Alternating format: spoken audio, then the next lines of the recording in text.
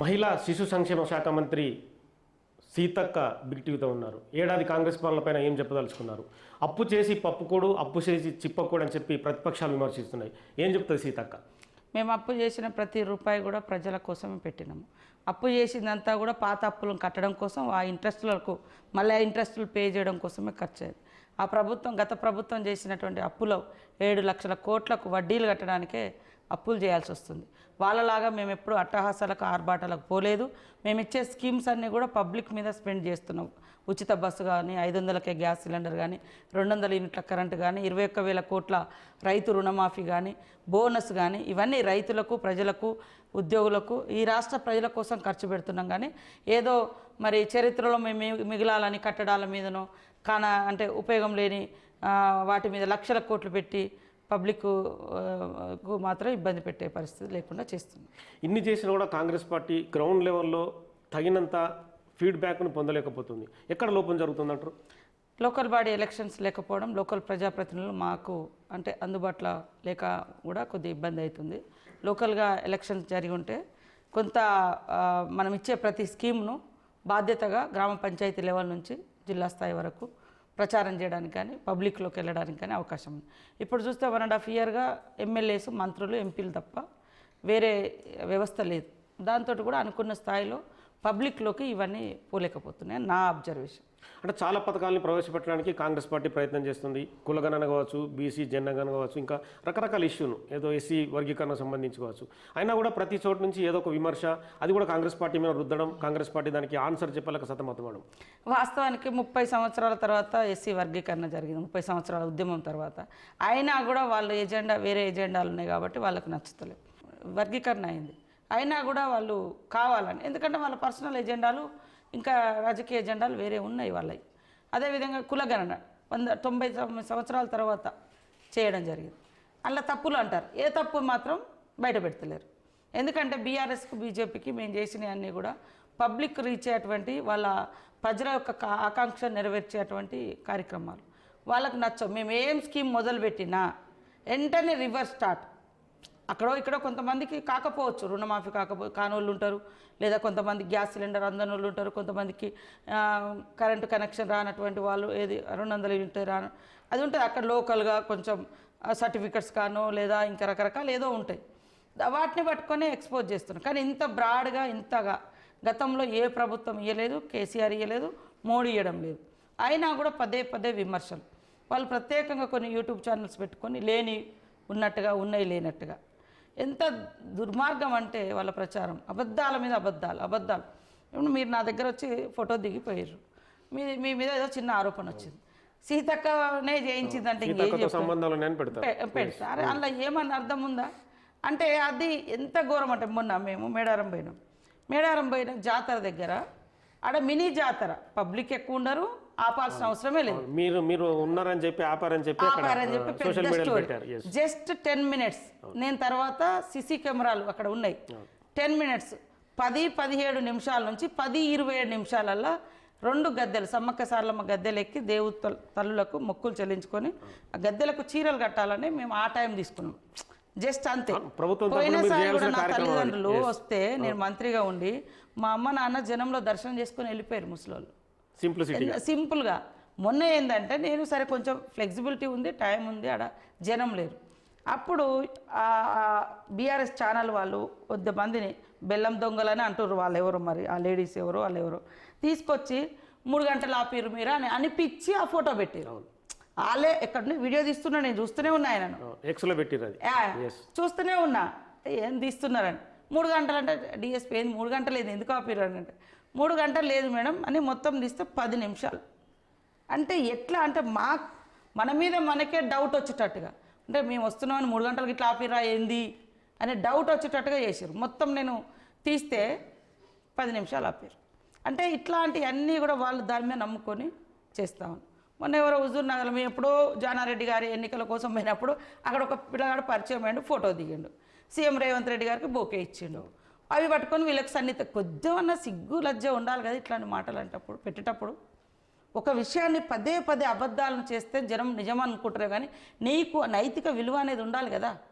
నీకు పెట్టేటప్పుడు అనేటప్పుడు నైతిక విలువ అనేది ఒకటి ఉంటుంది. నేను ఇందాక ఇంటర్వ్యూలలో అనేక సార్లు చెప్తున్నా, మనం నిజంగా ఏంటిది అనేది కూడా మనల్ని మనం ఎనలైజ్ చేసుకోవాలి కదా. అట్లా మేము ఏ స్కీమ్ చేసినా, ఇవాళ రైతుల రుణమాఫీ 21,000 కోట్లు చేసినాం, ఇంకా కొన్ని ఉన్నాయి, దాంట్లో రకరకాలుగా ఉన్నాయి. ఒకటి 2 లక్షల పైన ఉన్న వాళ్ళది కాకపోవచ్చు, లేదా రేషన్ కార్డు అనేది ఒకటి సమస్య ఉండొచ్చు, లేదా 2014 నుంచి 18 వరకు రెన్యువల్ కాక గత ప్రభుత్వం చెల్లించకపోవడం మూలంగా కూడా చాలామంది ఆగిన వాళ్ళు ఉన్నారు. ఇంకా కొంతమంది జెన్యూన్గా ఉన్నాయి, అవి కూడా గవర్నమెంట్ ఎప్పుడైనా ఒకసారి మళ్ళీ రివ్యూ చేసుకోవాల్సినటువంటి అవసరం ఉంది. అదేవిధంగా ఎట్లా ఏది ఇచ్చినా బోనస్ ఇస్తే ఇవాళ రైతులు చరిత్రలో ఎంత అంటే అద్భుతంగా లాస్ట్ మనం పంటలు పండించినాం, అయినా కన్నీళ్ళు పెడుతున్నారు, ఆత్మహత్యలు చేసుకుని. ఓకే, రకరకాల కారణాలు ఉండొచ్చు, రకరకాలు ఉండొచ్చు. బోనస్ ఇస్తున్నాం, రైతులకు రుణమాఫీ చేసినాం, మళ్ళీ రైతు భరోసా ఇస్తున్నాం. ఇవన్నీ చేసినాక వర్షాలు కూడా మంచిగానే పడ్డాయి. అయినా కూడా కాంగ్రెస్ ఇట్లా చేసింది అట్లా చేసింది అనడం, కన్నీళ్ళు గారుతున్నారు. వాళ్ళకి ఏంటంటే పదవులు పోయినాయి అని అటువంటి అక్కస్తోటి ఏది పడితే అది స్ప్రెడ్ చేస్తున్నారు. సోషల్ మీడియా వార్లో కాంగ్రెస్ పార్టీ డౌన్ఫాల్లో ఉందనేది వాస్తవం. సో మీ ప్రభుత్వం కూడా సంవత్సరాలు పూర్తి చేసింది, రకరకాల పథకాలు ప్రజలకు అందించడానికి ప్రయత్నాలు చేస్తుంది. కానీ ఎందుకు మళ్ళీ అప్ తీసుకురావడానికి ప్రయత్నం చేయకపోవడానికి ఎక్కడ లోపం ఉంటుందండి? బీఆర్ఎస్ బీజేపీ వాళ్ళేమో వాగుడు బిజీలు ఉన్నారు, అదే బిజీ వాళ్ళది. మేమేమో వర్క్ బిజీలు ఉన్నాం. ఊళ్ళల్లో ఈ స్కీమ్ ఓపెన్ చేయాలి, ఆ స్కీమ్ పెట్టాలి, ఈ వర్క్ ఓపెన్. మీరు చూడండి, వేల కోట్ల రూపాయల వర్కులు నడుస్తున్నాయి. రోడ్స్ కానీ, ఇన్ఫ్రాస్ట్రక్చర్ కానీ, మరి ఉద్యోగాలు కానీ, తర్వాత స్కీమ్స్ కానీ చాలా అద్భుతంగా నడుస్తున్నాయి.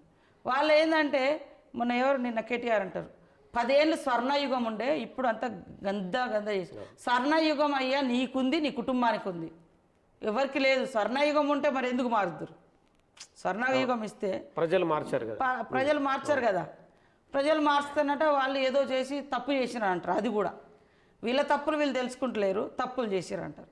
కాబట్టి మీ తలకాయ కాళ్ళు ఎక్కడో ఉండేటవి, మీరు ఎక్కడ కింద భూమి మీద లేరు. 10 ఏళ్ళు మీకు స్వర్ణయుగం నడిచింది, పబ్లిక్ జరగలే, అందుకనే మాకు అవకాశం ఇచ్చారు. కాబట్టి ఇప్పుడు మేము అద్భుతమైనటువంటి స్కీమ్స్ పేదవాళ్ళు, అరే బస్సు పెడితే క్యాబరెట్ డ్యాన్సులు చేసుకోండి అని అన్నారు, బస్సు పెడితే ఆడోళ్ళు కొట్టుకుంటారు అంటే పెట్టొద్దు అని. అందుకని లేడీస్ అర్థం చేసుకోవాలి, ఈ స్కీమ్ ఎవరి కోసం పెడుతుంది. నువ్వు ఎక్కకుంటే ఎక్కకు, కానీ అవసరం ఉన్న వాళ్ళని కూడా తిట్టడం. ఇప్పుడు మీ ఇంట్లోనే ఉంటారు, మీరు ఇక్కడన్నారు, ఆడవాళ్ళు ఇంట్లో ఉన్నారు, ఎవరో చనిపోయారు, అర్జెంటుగా పోవాలి, లేదా బిడ్డ స్కూల్ కాడ ఏదో అయింది ఏడుస్తుంది, వెళ్ళాలి, రూపాయి లేకుండా వెళ్ళగలుగుతుంది కదా. ఇప్పుడు అట్లాంటి అర్జెంట్ అనేది ప్లానింగ్తో ఉండేది కాదు. అర్జెంట్ అనేది సడన్గా వస్తుంది, సడన్గా రూపాయి చేతులు ఉండదు, వెళ్తూ ఉంటారు. దాన్ని కూడా కించపరిచారు, అర్థం చేసుకోవాలి మహిళా లోకం. ఇవాళ గ్యాస్, ఇవాళ బీజేపీ నాయకులు గొప్పగా పెద్దగా మాట్లాడుతున్నారు, 1200కి ఇస్తారు. వాళ్ళు ఎందుకు తగ్గిస్తలేరు?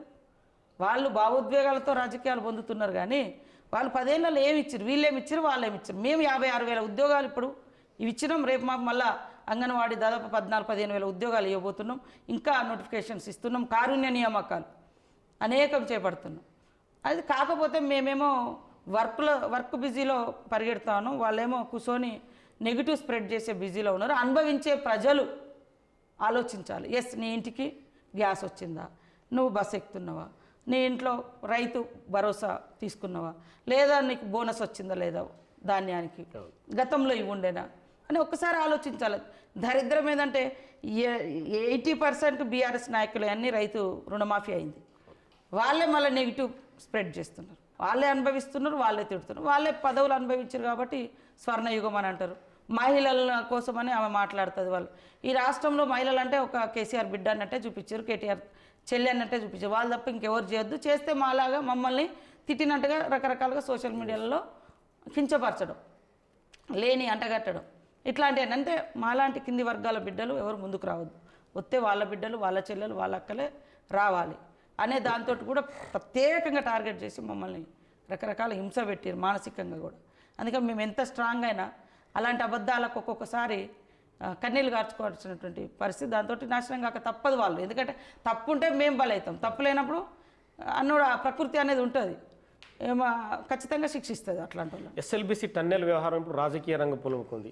అసలు ఎస్ఎల్బీసీ టన్నెల్ కట్టొద్దని చెప్పి కేసీఆర్ ఆనాడే చెప్పిండని చెప్పి కేటీఆర్ అంటాడు. కానీ 2014 ముందు ఉద్యమ నేతగా నేను కుర్చేసుకొని నేనే కట్టిస్తాను అన్నాడు. అదే అసెంబ్లీలో ఎస్ఎల్బీసీ టన్నెల్ కడితే ఇది ఉపయోగం లేదన్నాడు. సో ఈ వైరుధ్యాన్ని మిమ్మల్ని ఎత్తిపొడుస్తున్నాడు కేటీఆర్. ఇక వాళ్ళకు ఒక మనస్సాక్షి లేదు, ఒక వాస్తవికత లేదు. అనేక ఆడపిల్లల్ని అంటే ఎవరి కోసం కన్నావు, ఎందుకోసం కన్నావు అన్నాడు. ఇవాళ ఆడలో ఇట్లా అట్లా చేస్తామని మాట్లాడదు, ఎవరు నమ్ముతాడు? ఇప్పుడు కరోనా గురించి నేనే అసెంబ్లీలో మాట్లాడితే కరోనా ఎక్కడిది, ఒక టాబ్లెట్ వేసుకుంటూ పోతుంది పారాసెటమాల్ అన్నాడు.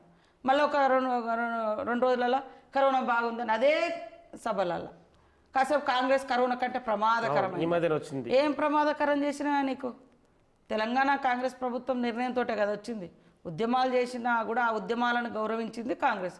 ఉద్యమాలను కూడా అణచివేసినటువంటి చరిత్ర ఎన్నో రాజులకు రాజరికాలకు ఉంది, కానీ గౌరవించింది సోనియమ్మ. కానీ నీకు ఆ కృతజ్ఞత ఉందా? నువ్వు వచ్చి రాగానే ఎమ్మెల్సీలు అందరినీ గుంజుకున్నావు, ఎమ్మెల్యేలను గుంజుకున్నావు. మళ్ళీ ఇవాళ నీతి చర్యలు తీసుకోండి, నూతన తెలంగాణలో నూతన సాంప్రదాయాలకు తెరలేపుతా అని చెప్పి ఎదుటి పార్టీలు లేకుండా కథం చేయాలని కుట్రతోటి నువ్వు చేసి కేసులు పెట్టించి రానులను బ్లాక్మెయిల్ చేసి ఇలా మాట్లాడుతుంటే సమాజం కూడా అర్థం చేసుకోవాలి వీళ్ళు నూతన తెలంగాణలో ఎలాంటి సాంప్రదాయాలు ముందుకు తీసుకొచ్చారని. కాబట్టి ఎస్ఎల్బీసీలో ఆయన ఇచ్చిన కంపెనీ ఇప్పుడు తవ్వేది కూడా వాళ్ళ హయాంలో ఇచ్చిన టెండర్లే అవి. వాళ్ళే వద్దన్నారు, వాళ్ళే కావాలన్నారు. ఆయన కేసీఆర్కి ఒక్క దగ్గర మనసు లేదు. కాసేపు ఇది బెస్ట్ అంటారు, కాసేపు అది అంటారు, కాసేపు మోడీ ప్యార్ చాయి అంటారు, కాసేపు భూతం అంటారు. కాంగ్రెస్ కాసేపు మంచిది అంటాడు, కాంగ్రెస్ ఇట్లా అంటాడు. ఓకే, ఆ మౌలిక మార్పుకు మధ్యలో కొంత గ్యాప్ అని ఉండాలి, కొన్ని సంవత్సరాలు, కొన్ని నెలలో, లేదా కొన్ని ఇన్సిడెంట్స్. అరే పలానప్పుడు బాగా చేసాం కాబట్టి ఇది బాగుందని అన్నా, ఇవన్నీ ఇప్పుడు నీకు చరిత్ర గిట్లుంది కాబట్టి ఇట్లా అంటున్నా, అదేముండదు. తిట్టుకుండవు, వాళ్ళకి ఎఫెక్ట్ ఏదవుతుంది అనుకున్నప్పుడు తిడుతూనే ఉంటారు ఇక అంతే. ఇప్పుడైతే వాళ్ళు తిట్టుడు పని పెట్టుకున్నారు సీఎం గారిని. అరే నాతో ఉండే పిల్లలు రోజు ఉంటారు, ఒక్కొక్కసారి పేరు మర్చిపోతారు. అదే అన్న పెద్ద లోపమా? మొన్న ఒక దగ్గర మా జిల్లా అధ్యక్షుడు అంటే మా పార్టీ, నేను రోజు కలుస్తా వాళ్ళ ఇంటికి పోతే తింటా ఉంటాను, కానీ ఆ స్టేజ్ మీద ఆయన పేరు గుర్తుకు రాలేదు, గుర్తుకు రాదు. మళ్ళీ అడిగే ఏం పేరు ఉండే కదా అంటే ఘోరం అది ఒక్కొక్కసారి అట్లా పోతుంటారు, మరపు వస్తుంటుంది. అరే ఈయన పేరే గుర్తులంటే ఈయన ఎవరికి తెలియదు. అరే తెలియకుండానే ముఖ్యమంత్రి అయినా తెలియదు కావచ్చు, ఒకవేళ ఒకరికిద్దరికి. అందరికీ నేను తెలవాలని ఏమన్నా, నువ్వు తెలిసే అన్నదా? నువ్వంటే రోజు టీవీలలో సినిమాలలో షికార్లలో కనపడతారు కాబట్టి మిమ్మల్ని సినిమాలు గుర్తుపెట్టుకుంటారు, షికారులు గుర్తుపెట్టుకుంటారు. మరి సీఎం గారు రోజు రైతులతోటి, ప్రజలతోటి, పబ్లిక్ తోటి ఉంటున్నారు. అంటే ఎంత ఘోరంగా అంటే ప్రతిదీ కూడా ట్రోల్ చేయడం. అట్లా మొన్న మా మీనాక్షి గారు జై జగత్ అనేది గాంధీ సిద్ధాంతము, వినోబా భావే గారి సిద్ధాంతం. వాళ్ళు ఒక ఆశ్రమంలో వాళ్ళందరికీ ట్రైనింగ్ ఇస్తుంటారు. అది బెల్లయ్య నాయక్ కూడా అక్కడ పోయిండు, మీనాక్షి గారితో కూడా నడిచిండు ఆయన. ఆమె జై జగత్ అంటే వీళ్ళు జగన్ అన్నదని. ఎంత దరిద్రం అంటే జగన్ కాదు, జగత్. అది జగత్. వీళ్ళకి తెలియదు ఆ నాలెడ్జి, వీడికి తెలియకుండా ఈ బీఆర్ఎస్ఓనికి వాడు వీళ్ళు జగన్ అన్నారని. ఎంత దరిద్రం, ఎంత దారుణం. ఇట్లాంటి విన్నప్పుడు ఎంత కోపం వస్తుందంటే నిజంగా అంత దరిద్రంగా ఉన్నారు వాళ్ళ బతుకులు. సరి చేసుకుంటే ఏమన్నా జనం గౌరవిస్తారు. జై జగన్ అనే అవసరము మీనాక్షి నటరాజన్కి ఏమన్నా అవసరం ఉందా? ఆలోచించాలి, కామన్ సెన్స్ ఉండాలి కదా. ఆమె జై జగత్ అంటది పూజ ప్రార్థన చేసేటప్పుడు కానీ, క్లాసులు ఇచ్చేటప్పుడు కానీ, భోజనాలు చేసేటప్పుడు కానీ. అది ఒక సిద్ధాంతం. ఆ సిద్ధాంతంలో ఆమె పనిచేస్తుంది. బెల్లయ్య కూడా అక్కడ ఆశ్రమం పోయి ఆ జగత్ నేర్చుకున్నారు కాబట్టి మేడం ఇది ఎక్కువ ఫాలో అవుతారని ఆయన కూడా ఆ రోజు మీటింగ్లో జగత్ అన్నాడు. జగత్ అనేసరికి ఎంత ఇట్లున్నారు ఇక. అందుకనే ఎలా ఉంది మీనాక్షి నటరాజన్ గత అంటే వచ్చిన వారం రోజుల్లోనే ఉరుకులు పరుగులు పెట్టిస్తుంది. కాంగ్రెస్ పార్టీ సవ్యమైన దిశగా అంటే మీరు అన్నట్టుగా కింది స్థాయి నుంచి మళ్ళీ పైకి అందరినీ కూడా మొబిలైజ్ చేస్తూ పార్టీ చేసే కార్యక్రమాలు, ప్రభుత్వం చేసే పనులు లోపలికి అంటే గ్రౌండ్ లెవెల్కి వెళ్ళే విధంగా మీనాక్షి నటరాజన్ పాత్ర పోషిస్తుందంటారా? తప్పకుండా. ఆమె గ్రౌండ్ నుంచి వచ్చిన కార్యకర్త, ఒక చిన్న స్థాయి నుంచి వచ్చిన కార్యకర్త, పార్టీ ఐడియాలజీకి అంకిత భావంతో వందలాది మందికి ట్రైనింగ్స్ ఇచ్చే ఆశ్రమాలలో కూడా ఆమె కొన్ని సంవత్సరాలుగా ఆశ్రమం అంటే ట్రైనింగ్ సెంటర్ నిర్వహిస్తూ ఉంటారు. సో ఆమెకు చాలా అద్భుతంగా తెలుసు. ఆమె ఐడియాలజీని, ఆమె సిద్ధాంతాలు అన్నీ కూడా కాంగ్రెస్ను బలోపేతం చేస్తాయి. మరొక 100 ఏళ్ళు కాంగ్రెస్ ఐడియాలజీ భవిష్యత్ తరాలకు అందించేటువంటి దిశగా ఆమె పనిచేస్తుంది. కాబట్టి దయచేసి మన అవసరాలు మన స్వార్థాలు ఆమె మీద రుద్దకుండా ఆమెను పనిచేసుకొని ఇవ్వాలని నేను కాంగ్రెస్ పార్టీ శ్రేణులకు కూడా కోరుతున్నాను. ఏడాది పాలన దనసరి సీతక్కకు సంతృప్తినిచ్చిందా? ఏడాది పాలనకు సంబంధించి ఏం చెప్పదలుచుకుంది? చాలా వరకు సంతృప్తికరంగా ఇచ్చిన హామీలన్నీ నెరవేర్చుకుంటూ వస్తున్నాం. కొంత ఆర్థిక ఇబ్బందులు ఉండడం మూలంగా ఒకటి రెండు ఇంకా మనం స్కీమ్స్ అమల్లో కాలే. కాన్స్టిట్యున్సీలో కూడా మేజర్గా పంచాయతీరాజ్ మినిస్టర్గా కూడా నేను కాన్స్టిట్యున్సీ కానీ నా శాఖలో కానీ ఇటు ఉమెన్ అండ్ చైల్డ్లో కానీ ఈ ఉమెన్స్కి సంబంధించి కానీ మేజర్గా మేము విప్లవాత్మకమైనటువంటి మార్పు. ఎందుకంటే మీరు అజ్ఞాతవాసి మహిళగా ఎన్నో ఏళ్ళు గ్రౌండ్లో ఉన్నారు, ఇప్పుడు ఒక మంత్రిగా చలామణి అవుతున్నారు, అందులో ఫైర్ బ్రాండ్గా ఉన్నారు కాంగ్రెస్ పార్టీకి. సో ఈ విషయాన్ని బేరీజ్ చేసుకుంటే ఏమనిపిస్తుంది మీకు? అంటే మీరు ప్రజల్లోకి నిత్యం తిరుగుతుంటారు, అంటే మీ ప్రాంతం కూడా అటవీ ప్రాంతం కావచ్చు, మీ పక్కన కలిసి మహిళలందరి దీనగాథలు ఎన్నో చూసి ఉంటారు. అందుకనే మహిళల్లో ఆర్థిక స్వేచ్ఛ, ఆర్థిక సమానత్వం తీసుకురావాలని ఏ చిన్న అవకాశం దొరికినా వాళ్ళకి ఎక్కడో ఒక చిన్న చిన్న బిజినెస్లు ఏర్పాటు చేసి ఫస్ట్ వాళ్ళ కాళ్ళ మీద వాళ్ళు స్వతంత్రంగా నిలబడాలనేది మేము సీఎం గారు లక్ష్యంగా పెట్టుకొని నన్ను అటువైపు ప్రోత్సహిస్తాను. 2 మెగావాట్ల యూనిట్ల కరెంటు విద్యుత్ ఇస్తూ ఉన్నాం. అదేవిధంగా మహిళా భవనాలు ఇచ్చినాం, ఇందిరా మహిళా శక్తి క్యాంటీన్లు ఇచ్చినాం, తర్వాత ఇప్పుడు బస్సులు ఇస్తూ ఉన్నాం, ఫ్రీగా పెట్రోల్ బంకులు ఇస్తూ ఉన్నాం. ఇవన్నీ కూడా వాళ్ళను ఆర్థికంగా బలోపేతం చేయాలి అనేటువంటి లక్ష్యంతో పనిచేస్తూ ఉన్నాం. ఖచ్చితంగా ఈ రంగంలో నాకు కొంత మేజర్గా తృప్తినిచ్చేటువంటి అంశం. చాలా వరకు అనుకున్న పనులను కూడా చేస్తాం. ప్రస్తుత ప్రభుత్వంలో మీకేమైనా లోపాలు కనిపించాయా మీ వ్యక్తిగతంగా? మీరు అన్నట్టుగా అదే సోషల్ మీడియాలో ఏమో కొద్దిగా చేసిన పనులు కిందకి పోవట్లేదు. నాకు అనిపించింది కింద గ్రౌండ్ లెవెల్లో కూడా వర్కర్స్ కార్యకర్తలు కానీ కార్యకర్తల బదులు సర్పంచ్ ఎలక్షన్స్ జరిగితే చాలా వరకు ఆ గ్రామ సభలలో అక్కడ ఇక్కడ పెట్టడానికి అవకాశం ఉంటుంది. గ్రామ సభలు అనేది లేకపోవడంతో పబ్లిక్ అందరూ పార్టిసిపేట్ అవుతలేరు. సో నాకైతే ఫస్ట్ ప్రయారిటీ గ్రామ సర్పంచ్ ఎన్నికలు చేసుకోవడం మూలంగా చాలా వరకు క్షేత్రస్థాయి నుంచి స్టేట్ వరకు కూడా కమ్యూనికేషన్ అనేది ఒక పరిపాలనా పద్ధతిలో నడుస్తుంది. ఎమ్మెల్సీ ఎలక్షన్లు ఎట్లా చూస్తుంది కాంగ్రెస్ పార్టీ? ఇప్పుడు రిజల్ట్స్ కూడా కొంత బ్యాక్ స్టెప్ వేసినట్టుంది. వాస్తవానికి మనం ఉపాధ్యాయులలో పార్టిసిపేట్ చేయలేదు. ఉపాధ్యాయుల ఎన్నికలలో గ్రాడ్యుయేట్స్ కూడా కొంత ఎఫర్ట్స్ పెట్టినాం. అది కూడా 2-3 రోజుల ముందు పెట్టడం జరిగేది. ముందు నుంచి నిలబడదామా వద్దా ఎందుకు అన్నట్టుగా ఉండే. సరే లాస్ట్ టైంలో ఒక అభ్యర్థి నరేందర్ రెడ్డి గారు ముందుకు రావడంతో వారి కోసం పనిచేయడం జరిగింది. యువత కూడా ఆలోచించుకోవాలి. ఏ ప్రభుత్వంలో ఇటు బీజేపీ గవర్నమెంట్ సంవత్సరానికి 2 కోట్లు అన్నారు, 200 ఉద్యోగాలు కూడా రాలే. సంవత్సరంలోపు 56,000 ఉద్యోగాలు ఇచ్చినాం. అదేవిధంగా అనేక యంగ్ స్కిల్ ఇండియా అని తర్వాత ఎంఎస్ఎంఈలని ఎక్కడికక్కడ ఉద్యోగ ఉపాధి అవకాశాలు కల్పిస్తాం. కాకపోతే ఏంటంటే చాలా వరకు భావోద్వేగాలకు ప్రాధాన్యత ఇచ్చే పరిస్థితి ఎడ్యుకేటెడ్ పీపుల్లో ఉన్నది. ఉపాధ్యాయులు కానీ లేకుంటే యువత కానీ అది ఎప్పుడు తాత్కాలికమే భావోద్వేగం అనేది. కానీ పర్మనెంట్ ఏది పనికి వస్తుంది అనేది ఆలోచించాలి. డెవలప్మెంట్ ఏది, ఇచ్చిన హామీలు అమలు చేస్తున్నది ఎవరు? భావోద్వేగం అనేది మనకు జీవితాంతం ఉండదు, ఎంబడి తాత్కాలికం. భావోద్వేగాల చుట్టూ రాజకీయాలు తిప్పడం కూడా అది కరెక్ట్ కాదు. కాంగ్రెస్ పార్టీ ఆల్వేస్ మేము అడాప్ట్ చేసుకున్నది సంక్షేమాన్ని, వెల్ఫేర్ను. కాబట్టి ఆనాటి నుంచి నెహ్రూ గారి కాలం నుంచి నేటి వరకు ఎప్పుడైనా కూడా పబ్లిక్ సంక్షేమమే మా ప్రధాన లక్ష్యంగా పెట్టుకొని పనిచేస్తాం. రిజల్టులు రకరకాలుగా వచ్చి ఉండొచ్చు, పోవచ్చు, కానీ పబ్లిక్ కూడా అర్థం చేసుకోవాలి ఎవరు కమిటెడ్గా పనిచేస్తున్నారు, ఎవరు భావోద్వేగాలతో ఓట్లు సంపాదించుకుంటున్నారు అనేది. రేవంత్ సర్కార్ కావచ్చు, మీ సర్కార్ కావచ్చు, సీతక్క అంటే ఇంకా ముందుకెళ్ళడానికి ఒక 2-3 సలహాలు ఏమిస్తుంది? మనం చేసే ప్రతి ప్రోగ్రాం కింది వరకు వెళ్తుందా లేదా అనేది మనం ఒకసారి చెక్ చేసుకోవాల్సిన అవసరం ఉంటుంది. తర్వాత ఎక్కువ ఎమ్మెల్యేస్ కానీ మినిస్టర్స్ కానీ పబ్లిక్ కార్యక్రమాలు అంటే వాళ్ళతో కలిసి ఉండిపోయేటువంటి ప్రోగ్రామ్స్ కూడా ఎక్కువ చేసుకోవాలి.